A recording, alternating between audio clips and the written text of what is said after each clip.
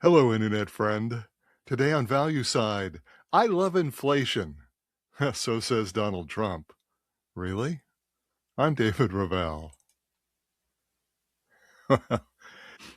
His statement was simple, direct, and offensive to nearly every American. When President Donald J. Trump on Wednesday proclaimed that he loved inflation, it was destined to become one of the all-time presidential faux pas. No doubt this one comment will rank up there with Bill Clinton's "it depends on what is," in his defense of the Monica Lewinsky affair, or George H.W. Bush's pledge, "read my lips, no new taxes," just before proposing a substantial tax increase. In Trump, we see a man who holds the nation's economic destiny in his hands, the single leader who must steward our future prosperity. Trump goes on to tell us that as soon as the war with Iran is over, everything will return to normal. Regrettably, nothing could be further from reality, and to proclaim that it will discloses a woeful lack of understanding of how our system operates. Like many people, Trump believes that inflation is due solely to rising prices, a misconception amplified by the way we measure it. In newscasts, government publications, and our day-to-day shopping, we see the price of everyday items rise and naturally assume that those goods and items suddenly cost more. What we miss is that there are two sides to those transactions, and we assume the other side, the side that Donald Trump is ultimately responsible for, is steady and unchanging. Now, the other side of nearly every transaction we perform, with the possible exception of cyber transactions, is the U.S. dollar, our nation's currency. For over 2 centuries, the dollar has been the currency of exchange for the food, shelter, goods, and services that we purchase.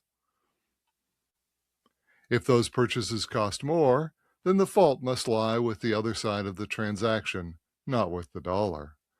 This is what Trump asserts when he claims that the Iran war ends, prices will go back to where they were before. Not so fast, Mr. President. What if inflation we're experiencing is also due to the loss of U.S. dollar buying power, not just rising costs? I remember the first time I ran into this seemingly radical concept. It was at a 1970s financial conference. And just like today, runaway inflation was the problem, driven chiefly by the cost, quote unquote, of oil. One of the leading oil company executives was invited to address an audience composed primarily of financial analysts and investment managers. He began his speech by saying that the issue was not rising oil prices. Needless to say, absolutely no one believed him. We all thought that he was trying to dodge responsibility.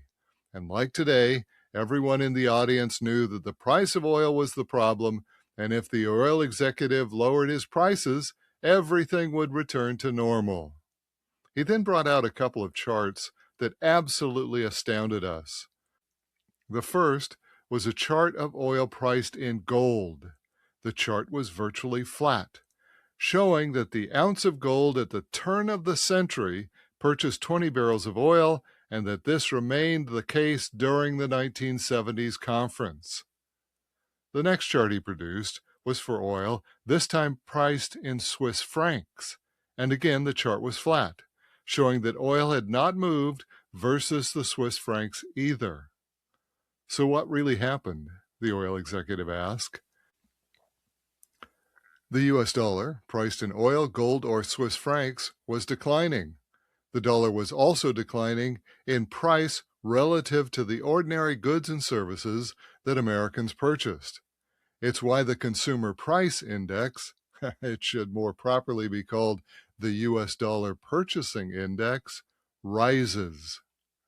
It was also the point that economist Milton Friedman made in his famous comment, quote, "Inflation is always and everywhere a monetary phenomena." Friedman would make this comment over and over again until everyone, especially Washington, began to understand the importance of monetary discipline.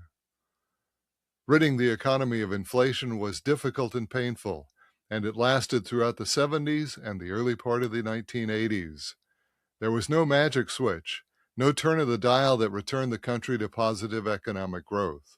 The Federal Reserve used very high interest rates, the nation withdrew from foreign wars, principally Vietnam, and endured a severe recession that significantly lowered demand before inflation finally ended. None of this is news to Donald Trump. Like me, he lived through those very difficult 1970s, and in fact, he endured a couple of bankruptcies back then. So how can anyone, especially the president, say that they, quote, love inflation? It's really inexplicable. Page 2, this week's economy. On Thursday, President Donald Trump announced that a great settlement with Iran was at hand. Both sides in this dispute are working on a memorandum of understanding, he said, to bring the conflict to a peaceful conclusion. Well, you have to give the president credit. It was his first use of a device that businesses often use in negotiations, the MOU. However, by most counts, this was the 38th time that Trump has declared that peace is near. While average Americans are growing weary of these up and down negotiations, Wall Street seems not to tire of Trump's Pollyanna announcements. Markets reacted to the latest peace prospects with a substantial rally on Friday, enough to bring the major averages into the black, with fractional gains in the Dow, S&P, and NASDAQ. But while investors may feel a sense of relief this weekend, costs keep rising. There's a website called IranCostTicker.com with dashes between each, Iran-cost-ticker.com, that keeps a running tally of how much the U.S. taxpayers are doling out. Earlier this month, the cost of the Iran war passed the $100 billion level, and this week it passed $110 billion. A cost, incidentally, which is over and above anything in the federal budget. It's an unplanned expense that will have to be met with a special supplemental appropriation, something that's becoming a normal financial ploy in Washington. Since Donald Trump was sworn in as the nation's 47th president on January 20 of last year, our nation's debt has grown by over $3 trillion. With this kind of government-generated deficit spending, it follows that inflation has nowhere to go but higher. And that's just what we saw this week's most watched measure of inflation, the Consumer Price Index. We also saw it in the Producer Price Index. Consumer prices rose by 4.2% in the last 12 months, the first time in 3 years that retail inflation has been that high. While the producer prices for final demand, that is, at the final buyer level, rose by 6.5%, the largest increase since 2022. In both cases, consumer and producer, the chief driver of these higher costs was energy, chiefly gasoline and diesel, both driven by the Iran conflict and the closing of the Strait of Hormuz. Finally, if we put on our financial cap, we can now see two ways that the Iran conflict is impacting the nation's balance sheet. First, there's the direct cost of fighting the war, a cost, incidentally, that may not yet include the complete accounting of capital assets lost, such as bases, planes, and other equipment. The best current estimate of the cost of the war, as we said, is more than $110 billion. Secondly, and perhaps more importantly, is the hike in inflation. It's a difficult to measure, ubiquitous expense borne by everyone, and likely to continue long after any resolution to the war. All we can see now is that inflation is accelerating, and in the past, when inflation marched higher, as it is now, it has proven to be extremely difficult to reverse. So while the conflict with Iran continues, our financial outlook becomes increasingly murky. And that's today's Value Side. For all of our articles and podcasts, visit valueside.com. I'm David Ravel, ValueSide is independently written and researched. The views expressed are strictly my own.